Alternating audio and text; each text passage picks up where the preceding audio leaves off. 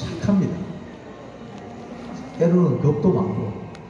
그래서 인사권이나 이런 거 하면은 좀 겁내요, 사실. 내가 어디 혹시나 어려운 부서로 가진 않을까. 응? 그래서 한 1000명이 훅 넘어가 그랬습니다. 그래가지고 민노총 노조가 교섭 대표 노조가 됐어요. 교섭 대표 노조. 그리고 이제 제가 속해 있는 1노조가 원래 한 2,500명 있다가 1000명이 훅 빠져가지고 민노총 노조로 가버리고, 또 일부는 또 무노조, 노조 가입하기 싫다 이러면서 무노조 상태에 있는 분이 한 1000명쯤 됩니다. 그래서 근데 이제 그 민노총 노조, KBS 안에 있는 민노총 노조가 성명을 발표했어요. 어젠가요? 난데없이 이런 이야기를 합니다. 수신료 위기를 극복하기 위한 협의체 구성을 제안한다. 완전히 뜬금없는 이야기입니다. 이거. 왜냐하면은 아까 한번 말씀하셨죠. 여기 앞에 계단에 나가시면은 자기들이 과반수 노조가 되었을 때, 과반수 노조가 되면은 교섭 대표 노조가 됩니다. 그러니까 사측이 노조하고 협상을 할 때 협상의 대표로 지정을 할 수 있거든요. 원래는 1노조가 교섭 대표 노조였는데 박근혜 정부가 탄핵되고 문재인 정권이 들어서면서 조합원이 대거 이동하면서 이제 민노총 노조가 교섭 대표 노조가 되었는데, 자기들이 이제 교섭 대표 노조가 되고 나서 여러 가지 일들을 좀 나이브하게 말씀드리면 자행을 했는데, 제가 몇 가지만 말씀드리면 이런 거예요. 이 회사 안에 노조가 3개가 있어요. 민노총 노조, 그 다음에 민노총에 반대하는 1노조, 제가 소속된 1노조, 그리고 부장급 이상의 고참들이 많이 가입하는 공영노조 3개가 있어요. 공영노조는 한 100명 정도 됩니다. 그런데 이게 이제 여기 노조 활동가들이 쓸 수 있는 타임오프 시간이라는 게 노동법상 보장이 되어 있습니다. 그럼 KBS 전체는 4,500명이니까 타임오프 시간이 1년에 몇만 시간, 예를 들자면 이게 있잖아요. 그러면 이걸 배분을 할 수 있는 권한이 교섭 대표 노조에 있습니다. 그런데 민노총 노조에는 일을 하지 않고 전입만 할 수 있는 사람이 꽤 됩니다. 그리고 시간을 또 쪼갤 수 있는 사람까지 하면은 제가 알기로는 한 15명에서 한 17명 정도 이 시간을 쓸 수 있는 시간을 배분해 주는 거죠. 그런데 2년 전에 이제 자기들이 교섭대표 노조가 되면서 1노조, 제가 소속해 있는 1노조가 썼던 시간이 1년에 한 3만 시간이 있었는데, 3만 시간이라고 하면 이런 거예요. 한 명이 하루 일하는 시간이 8시간이잖아요. 그럼 5, 8이 40, 일주일이 40시간 아닙니까? 그럼 한 달이 4, 46, 160시간입니다. 그리고 1년 하면은 1600시간이잖아요. 그럼 한 명이 일을 하지 않고 노동조합 활동에 전임으로 쓸 수 있는 시간이 1600시간이 필요합니다. 기본. 근데 이게 1노조에 3만 1000 몇 시간이 배당이 되어 있었거든요. 그러면 2명이 전임으로 노동조합 활동을 할 수 있잖아요. 이걸 어떻게 했느냐? 2000시간대로 확 줄여버렸습니다. 그러니까 2명이 일할 수가 없고 1명밖에 일을 못하는 거죠. 그것도 시간이 부족한 거죠. 그래서 1노조에서는 그런 위원장, 부위원장은 시간을 못 쓰니 조합원들이 낸 조합비 가지고 월급을 좀 받아가는 이런 형태로 조합 활동을 확 위축시키는 거죠. 왜? 김의철 반대하는 거예요. 이랬습니다. 그리고 또 하나, 이 방송사 노조는요, 일반 금속노조 이런 거하고 달리 단협을 보면은 고용 안정보다는 공정방송이 먼저 올라가 있습니다. 단협, 단체 협상, 단협이라고 있잖아요. 노사 간에, 쉽게 하면 노사 간에 서로 간의 규칙이라는 그런 건데, 단협이 굉장히 중요합니다. 그런데 일반 제조업체 노동조합의 단협은 고용 안정, 임금, 복지 이렇게 나가잖아요. 방송사 노조는 그거보다 공정방송이 먼저 올라가 있습니다. 먼저 나와요. 그건 중요하다는 거죠. 그런데 노사 동수로 공정방송협의회라는 게 노동법상 보장이 되어 있습니다. 이 공정방송협의회를 개최를 했는데 회사 간부가 안 나온다 이러면 그 문제가 있는 거예요. 그래서 노동법상 고발도 할 수 있습니다. 그래서 이거를 열면은 사측 간부들은 조건하신 그나 나와요. 일단은 낭제 규정이기 때문에. 자, 그러면 9시 뉴스 보도가 뭔가 불공정하다, 뭐 문제가 있었다, 이래서 1노조가 교섭대표 노조에게, 민노총 노조에게 공정방송위원회를 합시다, 이렇게 요청할 수 있잖아요. 그러면 어떤 특별한 이유가 없으면 해야 되잖아요. 아니, 그 별로 중요하지 않은데 이러면서 회퇴를 하는 수가 많았어요, 업무를. 그럼 교섭대표 노조가 하기 싫으면 못하는 거예요. 그동안 그런 일들이 좀 있었는데 갑자기 이 민노총 노조가 수신료 위기를 극복하기 위해서 사내 모든 직종과 노조 연합에서 협의체를 구성하자, 이렇게 제안을 했다는 거예요. 여기에 대해서 반응이 어떤지 아십니까? 이런 반응입니다. 밑에 댓글이 달렸어요. 한 직원이 이렇게 얘기합니다. 말은 좋은데 만시지탄이다. 벌써 지나갔던데 뭘. 그리고 또 한 직원이 이렇게 얘기합니다. 순서가 잘못되었다. 직원들도 다 아는 거예요. 또 한 직원이 이렇게 얘기합니다. 어젯밤 송영길이 그 라이브에 출연한 이유부터 밝혀라. 이게 뭐예요?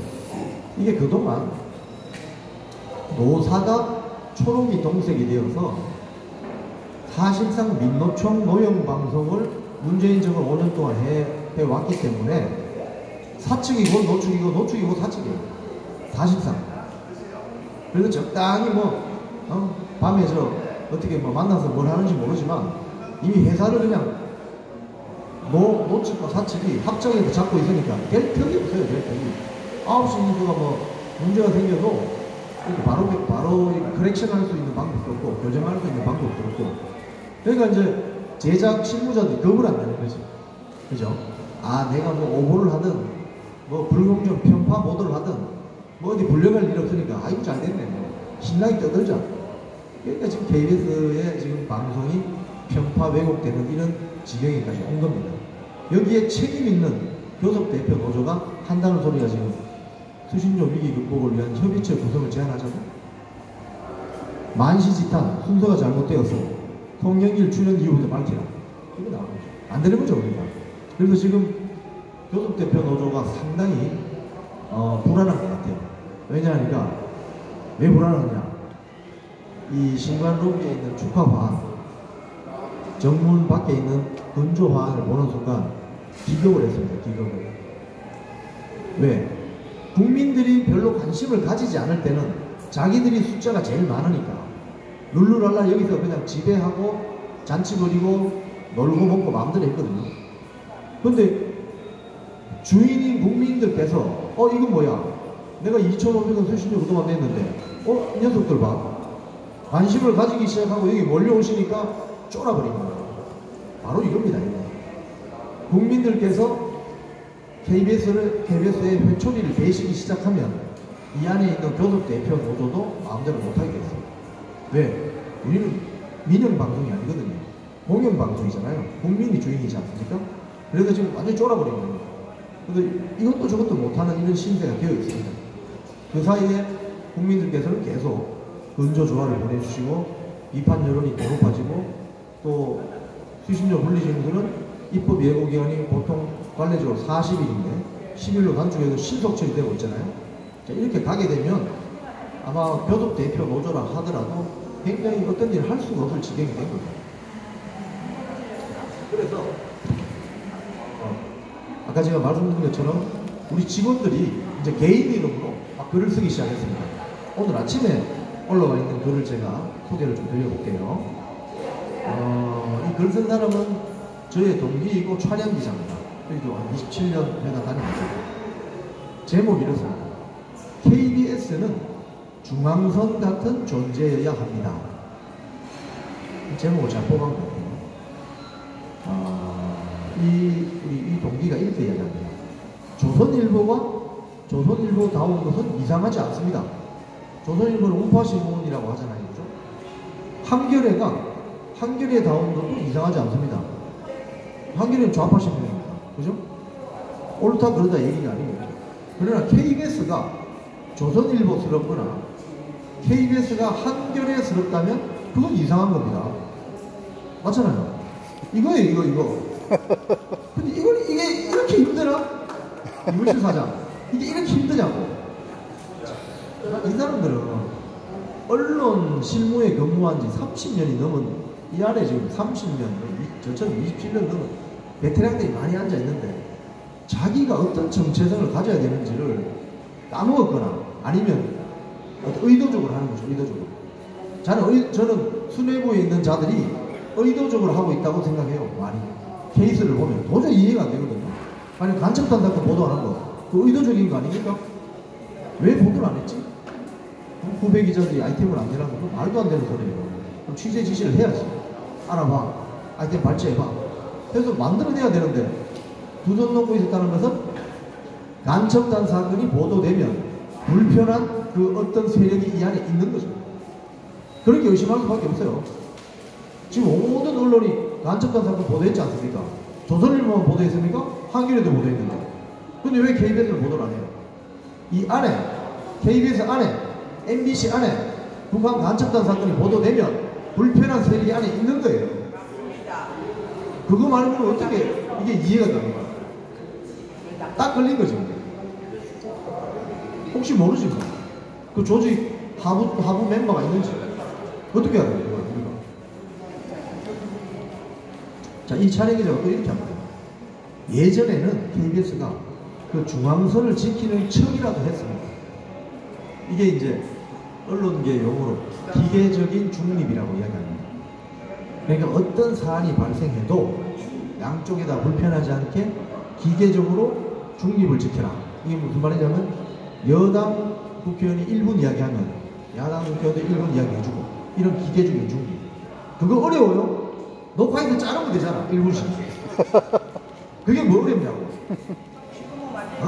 지금 뭐 주진우 같은 애 내세워가지고 그냥 드러내놓고 노골 편파 방송하니까 아주 쉽죠. 편파 방송하기는. 편파 방송하기는 아주 쉬운 겁니다. 주진우한테 남하기는 됩니다. 그렇게 하니까 국민들이 화가 나는 거죠. 그래서 우리 동기의 이 말이 참 저는 예전에는 그 중앙선을 지키는 척이라고 했습니다. 이 중앙선을 지키는 척이라고 했을 때가 그때 사장님들이 계셨을 때는 KBS 뉴스 시청률이 잘 나갔습니다. 한 20%. 그러니까 주중 뉴스가 한 20% 시청률이 나오니까 드라마 앞에 8시 하는 드라마가 거의 30%가 넘었거든요. 9시 뉴스가 20% 가고 그 다음에 10시에 하는 또 뭐 다큐멘터리가 한 10몇 %씩 가고 11시 뉴스라니까 지금 10% 이렇게 갔단 말이에요. 그래서 저녁에 집에 가면 소파에 앉아가지고 드라마 보고 뉴스 보고 다큐멘터리 보고 뉴스라인 정리해서 보고 딱 주무시는 이걸 완전한 세트 상품으로 만들어놨는데 이걸 다 그냥 파괴시켜버린 거예요, 기자들이. 그러니까 광고가 들어오겠어요? 광고가 들어오지.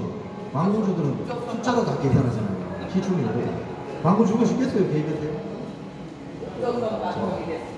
우리 동기가 또 이런 이야기를 합니다. 민노총 조합원께도 부탁입니다.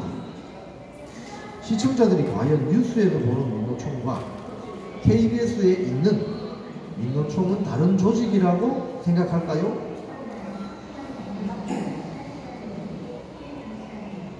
동료를 해하는데 거리낌이 없었던 정의롭지 않은 그 구성원들까지도 보호해줘야 된다는 뜻은 아닙니다.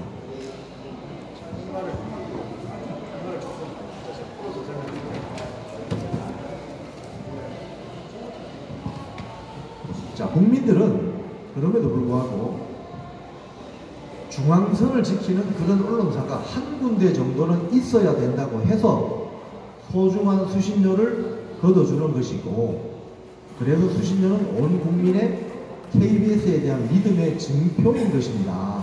이게 맞잖아요, 그 말이. 네. 제가 한 10여 년 전에 일본 출장을 갔는데요. 그때 뭐 취재하러 갔었습니다. 갔는데 저녁에 NHK 프로그램을 딱 봤는데 어떤 프로그램이 나왔냐면요. 겨울이었어요. 우리 요즘 코레일 철도공사가 아주 시골, 그러니까 강원도 시골 같은데 차량을 2량을 보냅니다. 아침마다. 근데 그 승객이 몇 명인지 아십니까? 한 명이에요. 한 명. 승객이 누구냐? 고등학교 가는 여고생. 그 여학생을 위해서 코레일이 차 2량을, 열차 2량을 아침마다 보내요. 그래서 그 여학생이 등교할 때, 그리고 또 집에 갈 때 그걸 보여줘요. 그걸 NHK 다큐로 만들어서 보여주는데 제가 정말 감동받았습니다. 우리 사회에는 소외되고 존중받지 못하는 그런 사람들이 많지 않습니까? 그런 걸 KBS가 해야 됩니다. 수신료로. 그런데 어디다가 주진우 같은 애들 불러가지고 말이죠. 응? 참 정말. 그래서